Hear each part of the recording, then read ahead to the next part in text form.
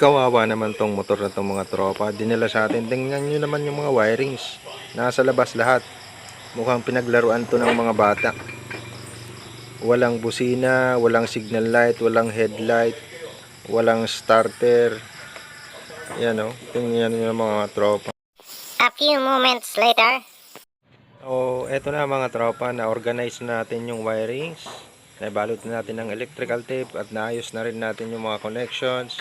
Subukan na natin yung electric starter. Yan, gumagana na. Headlight on. Yan, meron na. High and low, meron na rin. Busina, meron na rin siyang busina. Signal light dito sa kaliwa. At signal light sa kanan. So, ayan mga tropa, ayos na. Nagawa na natin. So, salamat sa tiwala mga tropa.